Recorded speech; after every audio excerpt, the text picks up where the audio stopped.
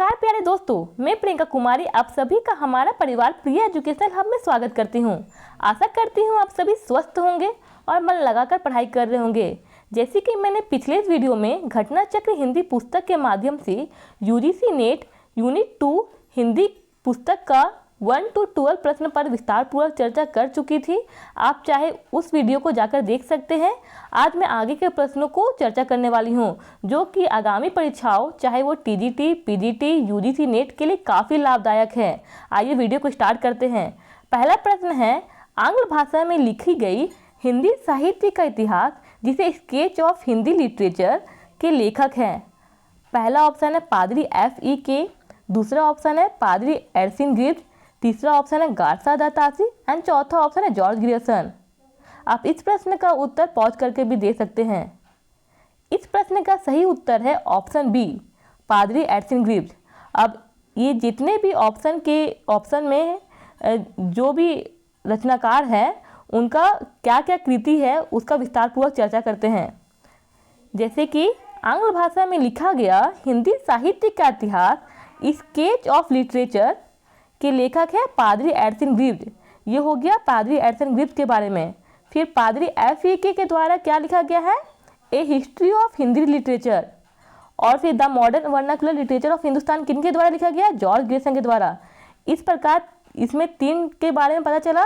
पहला हो गया पादरी एडसन गिब्स जिन्होंने स्केच ऑफ लिटरेचर लिखा। दूसरा हो गया पादरी F.E.K जिन्होंने ए हिस्ट्री ऑफ हिंदी लिटरेचर लिखा। और तीसरा हो गया जॉर्ज ग्रियर्सन जिन्होंने the modern vernacular of Hindi literature of Hindustan लिखा। और चौथा क्या बच गया, गार्सा दा तासी, जिसकी चर्चा इसमें नहीं की गई है। तो इन्होंने क्या लिखा है, इस्तवार दा ला लिटरेचर एंदुई ए हिंदुस्तानी। अब नेक्स्ट प्रश्न पर आते हैं। ग्रियर्सन कृत the modern vernacular literature of Hindustan का हिंदी अनुवाद किसने कराया। पहला ऑप्शन है किशोरी लाल गुप्त, दूसरा ऑप्शन है राम कुमार वर्मा, तीसरा ऑप्शन है लक्ष्मी सागर वासनई एंड चौथा ऑप्शन है जगदीश गुप्त। इस प्रश्न का सही उत्तर है option A, doctor Kishori Lal गुप्त। अब इस प्रश्न का विश्लेषण देखते हैं। ग्रियर्सन द्वारा the modern vernacular literature of Hindustan का हिंदी अनुवाद डॉक्टर किशोरी लाल गुप्त ने हिंदी साहित्य का इतिहास के नाम से किया है। किन्होंने किया है, किशोरी लाल गुप्त ने किया है। किस नाम से किया है, हिंदी साहित्य के इतिहास के नाम से किया है। और ग्रियर्सन के पहले क्या नाम था, the modern vernacular literature of Hindustan. फिर इसके अलावा अन्य महत्वपूर्ण तथ्य को जानते हैं किशोरी लाल गुप्त के बारे में। किशोरी लाल गुप्त का जन्म हुआ था 1916 ईस्वी में, जो कि भदोही और उत्तर प्रदेश में हुआ था। ये पंडित विश्वनाथ प्रसाद मिश्र के प्रमुख शिष्यों में से एक थे। किनके प्रमुख शिष्य में से एक थे, विश्वनाथ प्रसाद मिश्र के। और इनका जन्म कहाँ हुआ था, भदोही में उत्तर प्रदेश में हुआ था। कब हुआ था, 1916 ईस्वी में हुआ था। आप सारे एक्सटर्नल इन्फॉर्मेशन को एक कॉपी में लिख सकते हैं। नेक्स्ट पॉइंट है, गुप्त जी को विंध्य गौरव से सम्मानित किया गया था। गुप्त जी की कृति हिंदी साहित्य का प्रथम इतिहास हिंदी प्रचारक संस्थान वाराणसी से प्रकाशित हुई थी। गुप्त जी को विंध्य गौरव से सम्मानित किया गया था तथा उनका द्वारा हिंदी साहित्य का प्रथम इतिहास को वाराणसी से प्रकाशित कराया गया था। अब लास्ट पॉइंट है, किशोरी लाल गुप्त की अंतिम प्रकाशित कृति क्या है, सूरसागर की टीका, जो कि 4 खंडों में विभाजित है। सबसे अंतिम कृति क्या है, सूरसागर का टीका, जो कि 4 खंड में है। नेक्स्ट क्वेश्चन है, इस सारे फैक्ट से बहुत सारे क्वेश्चन अभी नीचे बन रहे हैं। आप ये सारे क्वेश्चन को मैं जल्दी जल्दी कराऊंगी। The modern vernacular literature of Hindustan Hindi साहित्य का इतिहास ग्रंथ के लेखक का नाम है। बहुत ही आसान प्रश्न है, कौन है, जॉर्ज ग्रियर्सन। नेक्स्ट प्रश्न, the modern vernacular literature of Hindustan के लेखक है, ये भी सेम क्वेश्चन है, जॉर्ज ग्रियर्सन। इस सारे प्रश्न बहुत बार रिपीटेड प्रश्न है, जो कि काफ़ी महत्वपूर्ण प्रश्न है। ये पीजीटी परीक्षा चाहे वो दिल्ली केंद्रीय विद्यालय परीक्षा हो, सभी में पूछा गया प्रश्न है। इससे यह पता चलता है कि ये सारे प्रश्न बहुत ही महत्वपूर्ण हैं। नेक्स्ट प्रश्न है, डॉक्टर किशोरी लाल गुप्त ने इनमें से किस ग्रंथ को हिंदी अनुवाद हिंदी साहित्य का प्रथम इतिहास शीर्षक से किया है। पहला ऑप्शन है इस्तवार दा ला लिटरेचर एंदुई ए हिंदुस्तानी, दूसरा ऑप्शन है the modern vernacular literature of Hindustan, तीसरा ऑप्शन है ए sketch of Hindi literature and चौथा ऑप्शन है ए हिस्ट्री ऑफ हिंदी लिटरेचर। इस प्रश्न का विश्लेषण मैंने आगे ही कर चुकी हूँ। तो इसका सही उत्तर क्या है? The modern vernacular literature of Hindustan, जिसके रचनाकार कौन है? Doctor Grierson. इनमें से किस साहित्य इतिहास ग्रंथ को किशोरी लाल गुप्त ने हिंदी साहित्य का प्रथम इतिहास नाम से अनुवाद करके प्रकाशित कराया? ये भी सेम प्रश्न है। तो इसका क्या ऑप्शन है? इस्तवार दाल literature Hindustani, a sketch of Hindi literature, a history of Hindi literature, and next है the modern vernacular literature of northern Hindustan. तो इसका सही उत्तर क्या होगा? ऑप्शन डी, जो कि जॉर्ज ग्रियर्सन के द्वारा किया गया रचना है। नेक्स्ट प्रश्न है, किस लेखक के इतिहास ग्रंथ में सर्वप्रथम हिंदी साहित्य का काल विभाजन मिलता है? ये नया प्रश्न है। पहला ऑप्शन हो गया शिव सिंह सेंगर, दूसरा ऑप्शन हो गया महेश दत्त शुक्ल, तीसरा ऑप्शन हो गया मौलवी करीमुद्दीन एंड चौथा ऑप्शन हो गया जॉर्ज ग्रियर्सन। इस प्रश्न का उत्तर आप पॉज करके भी दे सकते हैं। इस प्रश्न का सही उत्तर है जॉर्ज ग्रियर्सन, जो कि बहुत ही महत्वपूर्ण प्रश्न है। हिंदी साहित्य के इतिहास का काल विभाजन करने वाले प्रथम इतिहासकार डॉक्टर जॉर्ज ग्रियर्सन हैं। उन्होंने आदिम काल का अंतिम सीमा 1400 ईस्वी तक मानी है। तो पहला काल विभाजन किनके द्वारा किया गया था? जॉर्ज ग्रियर्सन के द्वारा किया गया था। उन्होंने आदिकाल का अंतिम सीमा 1400 ईस्वी तक माना था। अब नेक्स्ट प्रश्न है, किस साहित्य इतिहास के लेखक ने काल विभाजन में कवियों का नाम का सर्वाधिक उपयोग किया है? किन्होंने जो अपने साहित्य इतिहास में काल विभाजन में कवि को मैक्सिमम उपयोग किया है, बहुत ज़्यादा ही उनके नाम संख्या को अपने लेखन में लिखा है। तो पहला ऑप्शन हो गया मिश्र बंधु, दूसरा ऑप्शन हो गया ग्रियर्सन, तीसरा ऑप्शन हो गया हरिओं एंड चौथा ऑप्शन हो गया श्याम सुंदर दास। इस प्रश्न का सही उत्तर है मिश्र बंधु, जो कि बहुत ही महत्वपूर्ण प्रश्न है। हिंदी साहित्य इतिहास की परंपरा में मिश्र बंधुओं ने अपनी कृति मिश्र बंधु विनोद, ये भी आप याद रखिए कि मिश्र बंधु की कृति का नाम क्या है? मिश्र बंधु विनोद में लगभग 5000 कवियों को स्थान दिया। कितने कवि को? 5000 कवि को। इस प्रकार से सबसे ज़्यादा कवि को अपने कृति में मिश्र बंधु विनोद में स्थान दिया है, जिसे 8 से भी अधिक कालखंडों में विभक्त किया गया। मतलब ये 8 कालखंड से भी ज़्यादा कालखंड में से विभक्त किया गया है। इस प्रकार मिश्र बंधुओं का काल विभाजन में सर्वाधिक कवियों के नाम का उल्लेख किया है। अब नेक्स्ट प्रश्न में किया जाते हैं क्वेश्चन नंबर 21। मिश्र बंधु विनोद, ये क्वेश्चन आगे मतलब मिश्र बंधु में कौन कौन से लेखक हैं? मिश्र बंधु विनोद नामक हिंदी साहित्य के इतिहास लेखकों के नाम है। इन लोग मिश्र बंधु विनोद, जो मिश्र बंधु है वो 3 भाई है। उन 3 भाई का नाम पूछा गया है। पहला ऑप्शन है श्याम बिहारी मिश्र, दूसरा सुखदेव बिहारी मिश्र, तीसरा राम बिहारी मिश्र। फिर नेक्स्ट ऑप्शन में आते हैं गणेश बिहारी मिश्र, श्याम बिहारी मिश्र, सुखदेव बिहारी मिश्र। तीसरा ऑप्शन में गणेश बिहारी मिश्र, श्याम बिहारी मिश्र, राम बिहारी मिश्र। चौथा ऑप्शन गणेश बिहारी मिश्र, सुखदेव बिहारी मिश्र और राम बिहारी मिश्र। इस प्रश्न का सही उत्तर है ऑप्शन बी। कौन कौन से भाई हैं इन तीनों? गणेश बिहारी मिश्र, श्याम बिहारी मिश्र, सुखदेव बिहारी मिश्र। इसको आप इस तरह याद कर सकते हैं, तलाबी सा से 2 है और एक गणेश है।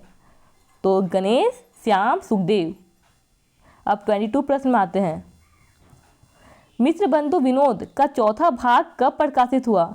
सबसे पहले इसका विश्लेषण देख लेते हैं। इस विश्लेषण से कई प्रश्नों का सॉल्यूशन आगे होगा। तो क्या हुआ? मिश्र बंधु विनोद नामक हिंदी साहित्य का इतिहास लेखकों के नाम गणेश बिहारी मिश्र, श्याम बिहारी मिश्र और सुखदेव बिहारी मिश्र है। कौन कौन? गणेश, श्याम, सुखदेव।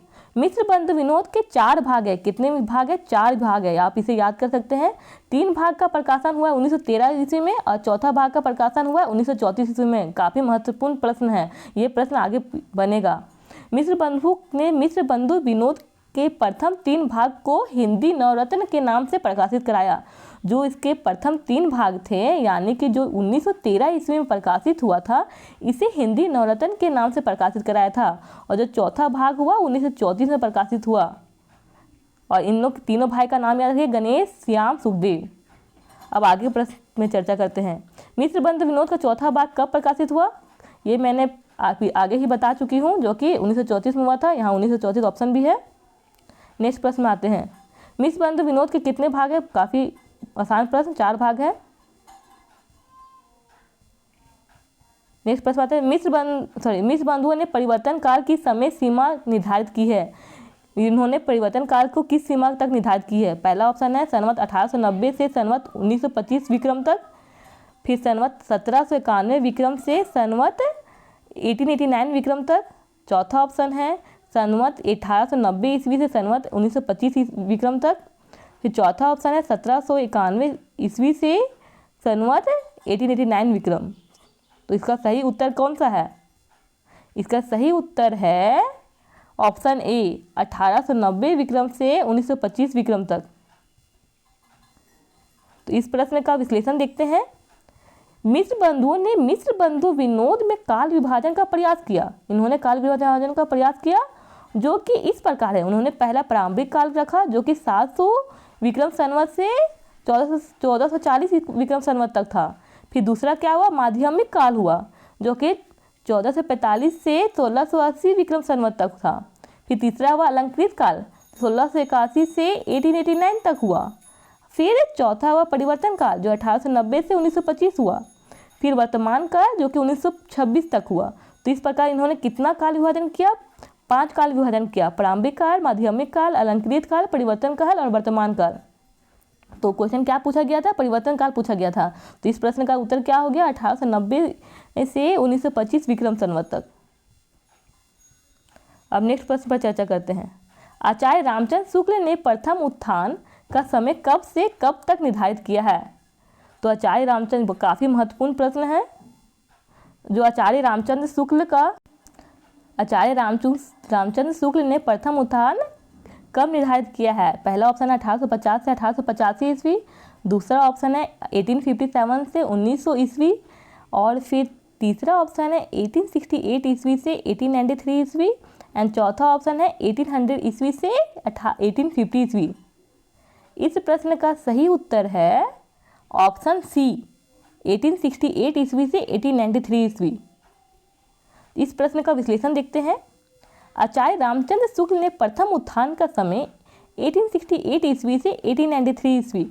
आप लोग ये याद रखिएगा, ईस्वी से जो संवत होता है वो 57 ज़्यादा होता है। कितना ज़्यादा होता है? 57 ज़्यादा होता है। जैसे 1868 में अगर हम 57 प्लस करेंगे तो कितना होगा? यहाँ 1925 होगा। तो वही चीज़ यहाँ बताया गया है 1868 से 1893। तो उसको अगर ईस्वी में चेंज करेंगे तो ये संवत में चेंज करेंगे तो 1925 से 1950 ईस्वी। इस प्रकार अगर ईस्वी में आपको याद है तो संवत में बदल सकते हैं, या अगर संवत में याद है तो ईस्वी में बदल सकते हैं। अगर संवत से ईस्वी में जाना है तो 57 को माइनस करना पड़ेगा, और ईस्वी से संवत में जाना है तो 57 प्लस करना पड़ेगा। तो क्या हुआ? प्रथम उत्थान का समय क्या माना है? 1868 से 1893 ईस्वी, जो कि संवत में है 1925 संवत से 1950 संवत। फिर द्वितीय उत्थान माना है 1893 से 1918 ईस्वी। आप अगर ईस्वी याद करें तो ईस्वी याद कीजिए, संवत याद करें संवत याद कीजिए, लेकिन फिर आप खुद ही कन्वर्ट कर लीजिएगा। फिर भारतेंदु हरिश्चंद्र का प्रभाव भाषा और साहित्य दोनों पर बड़ा गहरा पड़ा। उन्होंने जिस प्रकार हिंदी गद्य को परिमार्जित करके उसे बहुत ही सरल, मधुर और स्वच्छ रूप दिया, फिर क्या हुआ? उसी प्रकार हिंदी साहित्य को भी नए मार्ग पर लाकर खड़ा कर दिया। उनके भाषा संस्कार की महत्ता को सब लोगों ने मुक्तकंठ से स्वीकार किया और वे वर्तमान हिंदी गद्य के प्रवर्तक माने गए। इसमें सबसे पहले रामचंद्र शुक्ल के बारे में बताया गया, जो कि उन्होंने 2 उत्थान दिया। पहला उत्थान दिया जो कि 1868 से 1893, और दूसरा उत्थान दिया 1893 से 1918 ईस्वी। फिर भारतेंदु हरिश्चंद्र का बहुत ही साहित्य पर गहरा प्रभाव पड़ा था, और हिंदी गद्य को उन्होंने बहुत ही सरल और मधुर स्वच्छ रूप दिया था। उन्होंने जो हिंदी साहित्य को एक नए मार्ग पर खड़ा कर दिया, जो कि बहुत ही अच्छे तरीके से इन्हें खड़ा कर दिया, इसीलिए इन्हें हिंदी गद्य के प्रवर्तक माने जाते हैं। अब नेक्स्ट प्रश्न में आते हैं। आचार्य रामचंद्र शुक्ल ने हिंदी साहित्य का इतिहास के आधुनिक गद्य साहित्य की परंपरा का प्रवर्तन के अंतर्गत प्रथम उत्थान, जो कि मैंने आगे ही डिस्कस करा चुकी हूँ, की काल विधि निर्धारित की है। पहला ऑप्शन 1900 से 1950 विक्रम संवत, फिर 1925 से 1950 विक्रम तक, फिर संवत 1925 से 1975 विक्रम तक, एंड चौथा ऑप्शन संवत 1900 से 1925 विक्रम तक। इस प्रश्न का सही उत्तर है ऑप्शन बी 1925 से 1950 विक्रम तक, जो कि संवत में है। नेक्स्ट प्रश्न में आते हैं। अब वही चीज का दूसरा क्वेश्चन है। आचार्य रामचंद्र शुक्ल ने, वो प्रथम उत्थान हो गया, ये द्वितीय उत्थान हो गया, उसके नेक्स्ट वाला प्रश्न। तो इसका क्या क्या ऑप्शन है? 1893 से 1918 तक, फिर दूसरा ऑप्शन है 1900 से 1920 ईस्वी तक। अब यहाँ इस पहले था सनवत का क्वेश्चन और अभी ईस्वी का है, ये आप याद रखिएगा। तो मैंने बता चुका हूँ कि सनवत से ईस्वी कैसे होता है और ईस्वी से सनवत कैसे होता है। फिर नेक्स्ट ऑप्शन है 1885 से 1918 ईस्वी तक, एंड लास्ट ऑप्शन है 1903 से 1920 ईस्वी तक। इस ऑप्शन का सही उत्तर है ऑप्शन ए, 1893 ईस्वी से 1918 ईस्वी तक। नेक्स्ट प्रश्न है, नागरिक पंचायत सभा की स्थापना कब हुई थी? बहुत ही महत्वपूर्ण प्रश्न है, ये प्रश्न बहुत ही इंपॉर्टेंट है, जो कि हर परीक्षा में आता है। पीजीटी परीक्षा 2013 में ये आया गया हुआ प्रश्न है। पहला ऑप्शन है 1867, दूसरा ऑप्शन है 1850, तीसरा ऑप्शन है 1885 एंड चौथा ऑप्शन है 1893। इस प्रश्न का सही उत्तर है ऑप्शन डी, 1893। अब इस प्रश्न का विश्लेषण देखते हैं। काशी नागरिक पंचायत सभा की स्थापना 1893 ईस्वी में श्याम सुंदर दास जी ने की थी। किन्होंने की थी? श्याम सुंदर दास ने की थी। नागरिक पंचायत सभा हिंदी भाषा और साहित्य तथा देवनागरी लिपि की उन्नति एवं प्रचार और प्रसार करने वाली भारत की अग्रणी संस्था है। जो नागरिक पंचायत सभा है वो हिंदी साहित्य का इतिहास और देवनागरी लिपि को उन्नति तथा प्रचार और प्रसार करने वाली बहुत ही भारत की अग्रणी संस्था है। हिंदी साहित्य का नियमन, नियंत्रण और संचालन में इस सभा का महत्वपूर्ण स्थान है। हिंदी शब्द सागर का प्रकाशन किया गया, यहीं से जो हिंदी शब्द सागर का प्रकाशन किया गया था। इस शब्दकोश के लेखक श्याम सुंदर दास है। तो इस शब्दकोश के जो हिंदी शब्द सागर के लेखक कौन है? श्याम सुंदर दास है। तो नागरिक पंचायत सभा का जो संस्थापक कौन हुए? श्याम सुंदर दास हुए। और इसका कब हुआ? 1893 ईस्वी में इसका प्रकाशन हुआ। स्थापना 1893 में नागरिक पंचायत सभा का स्थापना हुआ। अब नेक्स्ट प्रश्न में आते हैं। प्रश्न नंबर 29, काशी नागरिक पंचायत सभा की स्थापना कब हुई? अब ये क्वेश्चन काफ़ी बार रिपीट होगा क्योंकि ये प्रश्न काफ़ी महत्वपूर्ण है। 1893। नेक्स्ट क्वेश्चन, नागरिक पंचायत सभा, ये भी सेम प्रश्न है, 1893। मैं ज़्यादा टाइम इसमें नहीं दे रही हूँ क्योंकि सेम प्रश्न है। हिंदी शब्द सागर का प्रकाशन किस संस्था ने किया था? हिंदी साहित्य सम्मेलन, नागरिक पंचायत सभा, इंडियन प्रेस, राष्ट्रभाषा परिषद। किन्होंने किया था हिंदी शब्द सागर का? बहुत ही इजी प्रश्न है, ऑप्शन बी, नागरिक पंचायत सभा। इसका भी मैंने विश्लेषण करा चुकी हूँ। नागरिक पंचायत सभा के संस्थापकों में कौन नहीं है? कौन से संस्थापक नागरिक पंचायत सभा के नहीं हैं? पहला ऑप्शन हो गया बाबू श्याम सुंदर दास, दूसरा ऑप्शन हो गया पंडित राम नारायण मिश्र, तीसरा ऑप्शन हो गया रामचंद्र वर्मा एंड चौथा ऑप्शन हो गया ठाकुर शिव कुमार सिंह। इस प्रश्न का सही उत्तर है ऑप्शन सी, रामचंद्र वर्मा नागरिक पंचायत सभा के संस्थापक नहीं है। ये आप हमेशा याद रखें कि क्वेश्चन क्या पूछा जा रहा है, नहीं पूछा जा रहा है। तो इसका मतलब बाबू श्याम सुंदर दास, राम नारायण मिश्र और ठाकुर शिव कुमार सिंह नागरिक पंचायत सभा के संस्थापक है और रामचंद्र वर्मा नहीं है। इसका विश्लेषण देख लिया जाता है। नागरिक पंचायत सभा की स्थापना 16 जुलाई 1893 को वाराणसी में हुई थी, जिसकी स्थापना बाबू श्याम सुंदर दास, अब बहुत इंपॉर्टेंट प्रश्न है, बाबू श्याम सुंदर दास, राम नारायण मिश्र, ठाकुर शिव कुमार सिंह ने किया था। कब हुआ था? 6 जुलाई 1893 में हुआ था। किनके द्वारा हुआ था? श्याम सुंदर दास, राम नारायण मिश्र, ठाकुर शिव कुमार सिंह। तो इसमें क्या याद कीजिएगा? श्याम, राम नारायण और शिव। तो फिर इसके अलावा अन्य महत्वपूर्ण तथ्य पर चर्चा करते हैं।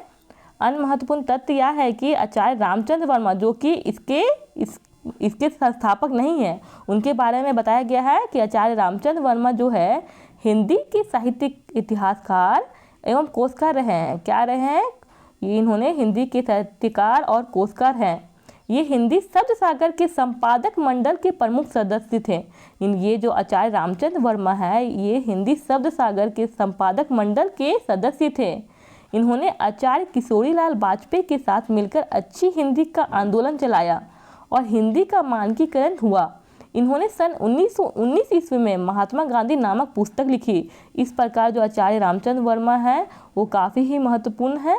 उन्होंने हिंदी साहित्यकार और कोशकार वो रहे हैं और हिंदी शब्द सागर के संपादक मंडल के बहुत महत्वपूर्ण सदस्य भी थे इन्होंने जो किशोरी लाल वाजपेयी के साथ मिलकर अच्छी हिंदी का आंदोलन भी चलाया था और इन्होंने 1919 ईस्वी में महात्मा गांधी नामक पुस्तक भी लिखा था। ये काफ़ी महत्वपूर्ण प्रश्न भी बन सकते हैं इससे, इस विश्लेषण से बहुत ही प्रश्न बन सकते हैं।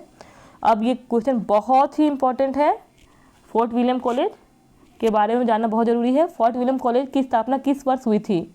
पहला ऑप्शन है विक्रम संवत 1800 ईस्वी में, फिर 1800 ईस्वी में इस संवत हो गया, ईस्वी हो गया, फिर 1798 ईस्वी में, फिर 1802 ईस्वी में।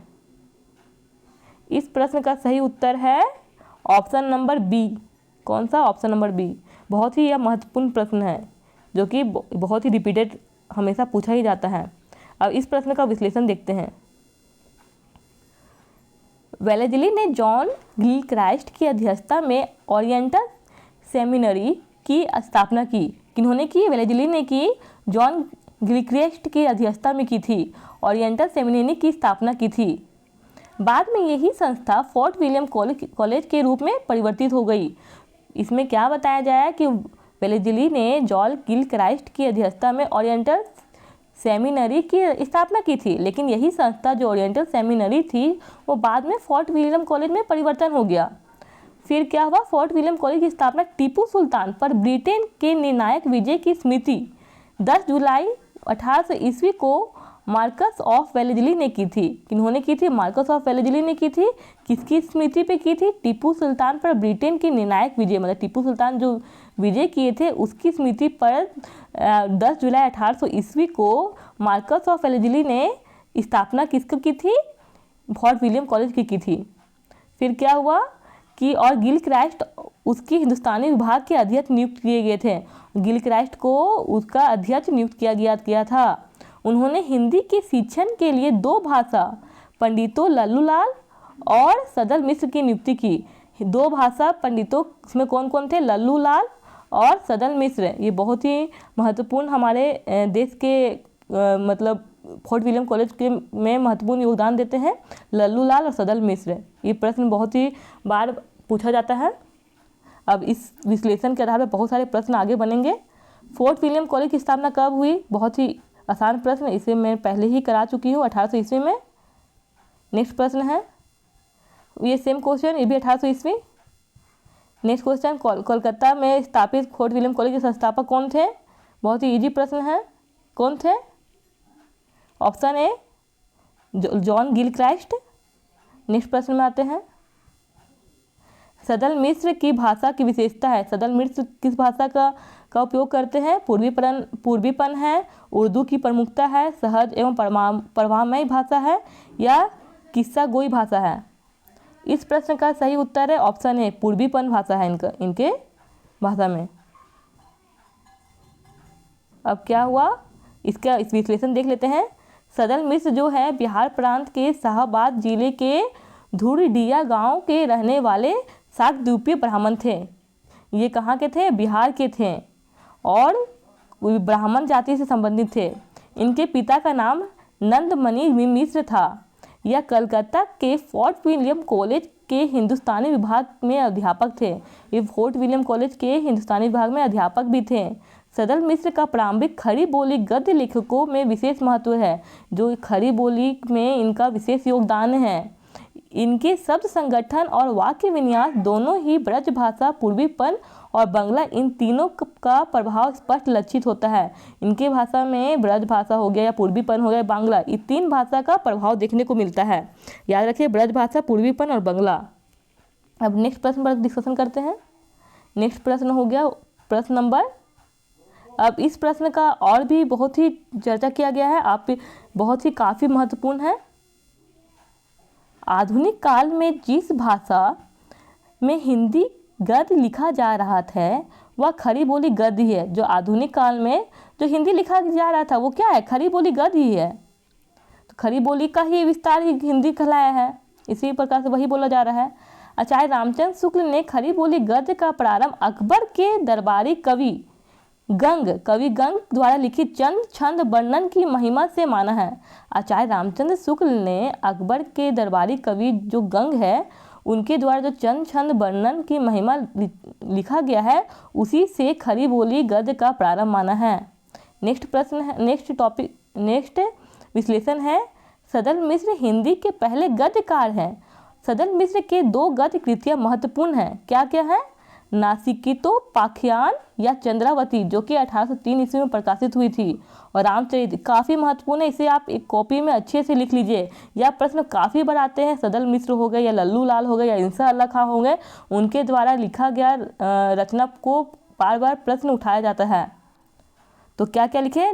नासिकेतोपाख्यान जिसे चंद्रावती भी कहा जाता है, एक रामचरित। रामचंद्र शुक्ल के अनुसार सदल मिश्र ने व्यवहारोपयोगी भाषा लिखने का प्रयत्न किया है।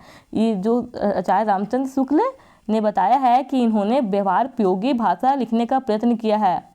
श्याम सुंदर दास ने तत्कालीन गद्य लेखकों में इंसा अल्लाह खां के बाद दूसरा स्थान सदल मिश्र को ही स्वीकार किया है। जो श्याम सुंदर दास हैं, सबसे पहले तो वो माने इंसा अल्लाह खां को, जिन्होंने रानी केतकी की कहानी भी लिखी है, और दूसरा स्थान किसको माने? सदल मिश्र को माने। लल्लू लाल, अब बताए थे कि लल्लू लाल हो गए, जो लल्लू लाल भी जो फोर्ट विलियम कॉलेज के मतलब बहुत ही महत्वपूर्ण वहाँ के अध्यापक हैं, और उन्होंने क्या लिखा है? प्रेम सागर लिखा है में ब्रज भाषा का प्रभाव दृष्टिगोचर होता है तथा शैली आख्यात्मक है। फिर नेक्स्ट पॉइंट है, मुंशी सदासुख लाल की रचना सुख सागर एक धार्मिक ग्रंथ है। इसकी भाषा पंडिताओपन एवं फारसी का प्रभाव है। तो बताया जा रहा है जो सदासुख लाल है, उनका जो क्या रचना है, उनका रचना का नाम क्या है? सुख सागर है। क्या रचना का नाम है? सुख सागर, जो कि एक धार्मिक ग्रंथ है और इसमें फारसी का प्रभाव मिलता है। फिर इंसा अल्लाह खां ने मैंने पहले ही बताया था रानी केतकी की कहानी लिखा है, जिसे उदयभान चरित्र भी कहा जाता है। उदयभान चरित्र किससे कहा जाता है? रानी केतकी की कहानी को उदयभान चरित्र कहा जाता है। ये भी प्रश्न बहुत बार पूछा गया है। इसकी भाषा पर उर्दू, अरबी एवं फारसी का प्रभाव है। फिर नेक्स्ट प्रश्न है, मतलब नेक्स्ट टॉपिक है, फोर्ट विलियम कॉलेज में जॉन गिलक्राइस्ट हिंदी उर्दू के अध्यापक थे। जो फोर्ट विलियम कॉलेज में जो जॉन गिलक्राइस्ट थे वो हिंदी उर्दू के अध्यापक थे। इन्होंने आगरा के लल्लू लाल, जो लल्लू लाल क्या थे, कहाँ के थे? आगरा के थे, और आरा के सदल मिश्र को भाषा मुंशी के रूप में नियुक्त किया था। तो मैंने पहले ही बताया कि लल्लू लाल और सदल मिश्र को दोनों को जॉन गिलक्राइस्ट ने फोर्ट विलियम कॉलेज में अध्यापक के रूप में नियुक्त किया था। सदल मिश्र की अन्य कृतियाँ हैं, क्या है? फूलन के बिछाने, सोनम के थंब, चूहदीसी, बढ़ते थे, बाजने वाली कांति है आदि। इस प्रकार इसकी बहुत सारी उनकी रचना है, और ये सारे उसके एक्सटर्नल जो भी विश्लेषण था मैंने इसे बता दिया। इसके अलावा बहुत सारे प्रश्न इस विश्लेषण के आधार पर बनाया गया है। वीडियो काफ़ी बड़ा हो रहा है, इसके कारण से मैं वीडियो को यहीं समाप्त करती हूँ, और आगे के प्रश्न 38 से लेके 53 तक 56 तक मैं नेक्स्ट वीडियो में कराऊंगी। आप इसे नेक्स्ट वीडियो में ज़रूर देखें, और जो पिछले वीडियो में 1 से लेके जो 12 प्रश्न कराई हुई हूँ उससे भी ज़रूर देखें, जो कि हमारे आगामी परीक्षाओं के लिए काफ़ी ही लाभदायक है। आशा करती हूँ आपको यह वीडियो बहुत ही लाभदायक होगा। आप सारे प्रश्नों को जो भी एक्सटर्नल जो भी इन्फॉर्मेशन है उसे एक कॉपी में ज़रूर लिखें, और मिलते हैं नेक्स्ट वीडियो में। Thanks for watching. मेरे चैनल को लाइक और सब्सक्राइब करना ना भूलें।